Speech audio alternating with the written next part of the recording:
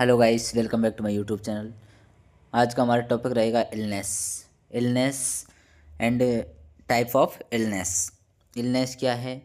It is a state in which a person की physical, emotional, intellectual, social, developmental, spiritual functioning diminished impaired. ये सब जो है क्या है कि इम्पेयर्ड होती है, यानी कि किसी भी एक पर्सन है उसकी फंक्शन जो होते हैं ऑर्गन्स के वो इफेक्टेड हो जाते हैं, अफेक्ट होते हैं एक डिजीज के द्वारा। उसे इलनेस कहते हैं, यानी कि एक बीमार इंसान। इसके बाद में टाइप ऑफ इलनेस। टाइप कौन कौन से हैं इलनेस के?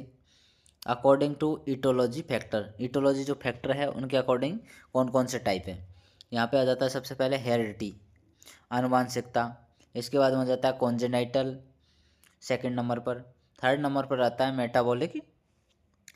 इसके बाद में डेफिशिएंसी, यानी कि डेफिशिएंसी हो जाती किसी भी न्यूट्रिएंट्स की या इस तरह से। इसके बाद में आ जाता है आपका traumatic, due to injury. Traumatic के अंदर जाता है ड्यू टू इंजरी, इंजरी हो जाती है। इसके बाद में एलर्जिक आ जाता है। इसमें क्या होता है, हेरिडिटी है। हेरिडिटी यानी आनुवांशिक रूप से, जैसे कि एक पर्सन से दूसरे पर्सन में जो डिजीज है वो ट्रांसफ़र हो जाती है आनुवांशिक जीन के द्वारा। इसके बाद में आ जाता है कॉन्जेनाइटल, यानी कि जन्मजात, जन्म से ही कोई बीमारी होती है एक पर्सन में, वो आ जाता है। इस तरह से ये टाइप होते हैं। इसके बाद में कौन कौन से टाइप है और neoplastic, due to abnormal uncontrol growth. Cell की जो अनकंट्रोल ग्रोथ है वो आ जाता है नियोप्लास्टिक के अंदर। इसके बाद में आ जाता है इडियोपैथिक। इडियोपैथिक के अंदर क्या आ जाता है, सेल्फ ओरिजिनेटेड, ये सब इसके अंदर जाता है। इसके बाद में आ जाता है डिजेनरेटिव। इसके बाद में आ जाता है लेट्रोजेनिक। इस तरह से ये टाइप होते हैं। इसके बाद में आ जाता है सेकंड नंबर पर अकॉर्डिंग टू ड्यूरेशन और onset.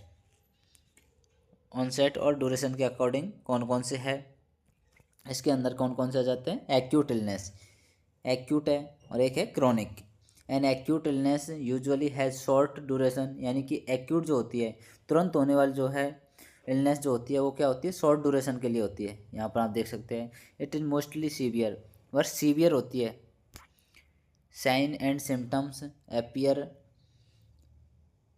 Often subside after relatively short period, यानी कि जो एक्यूट इलनेस है वो क्या होती है, शॉर्ट पीरियड के लिए होती है।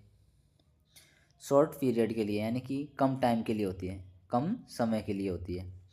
इसके बाद में क्रोनिक जो डिजीज़ है वो क्या होती है, एक लॉन्ग पीरियड के लिए होती है, जैसे कि 6 मंथ आ जाता है, लॉन्ग पीरियड के लिए होती है, लॉन्ग पीरियड के लिए होती है। बाकी आप अपने अकॉर्डिंग भी जो एग्ज़ाम में क्वेश्चन आता है उसमें आप क्या कर सकते हैं, अपने अकॉर्डिंग भी पेपर में लिख सकते हो। इनके अंदर जो है आप अपने अकॉर्डिंग लिख सकते हैं, same to same as it is book का। ज़रूरी नहीं होता है कि पेपर में बुक का एज इट इज़ लिखा जाए, अपने मन से भी आप लिख सकते हो। इसके बाद में जाता है थर्ड नंबर पर, डिजीज में ऑल्सो भी डिस्क्राइब एज। इस तरह से ये यहाँ पर आ जाता है। इसकी जो ये पीडीएफ है आपको वो कहाँ पर मिलेगी, वो टेलीग्राम चैनल पर आपको मिल जाएगी। टेलीग्राम चैनल पर मैं सेंड कर दूँगा आपको, आप स्क्रीनशॉट भी ले सकते हैं। Organic, organic result from changes in the normal structure from recognizable automatical changes in organ tissues. Organ और टिश्यूज में क्या होता है, ऑटोमेटिक चेंजेज होते हैं। Functional, no anatomical changes are absorbed. Anatomical जो चेंजेज हैं वो observed to account from the symptom present. Symptoms जो होते हैं वो प्रेजेंट होते हैं। May result from abnormal responses to stimuli. इसके बाद में आ जाता है occupational result from factor associated with the occupation engage in by the patient. इसके बाद में आ जाता है डी नंबर पर, venereal usually acquired through the sexual relation. Sexual relation के द्वारा जो फैलते हैं डिजीज वो आ जाती है। इसके बाद यहाँ पर फैमिलियल आ जाता है, family occur in severe individual same families. इस तरह से ये कंप्लीट हो जाता है। इसके बाद में नेक्स्ट इम्पोर्टेंट टॉपिक हम लेने वाले हैं। तब तक के लिए जुड़े रहिए हमारे साथ। वीडियो अच्छी लगी हो तो वीडियो को लाइक कीजिए, चैनल को सब्सक्राइब कीजिएगा। Thank you for watching.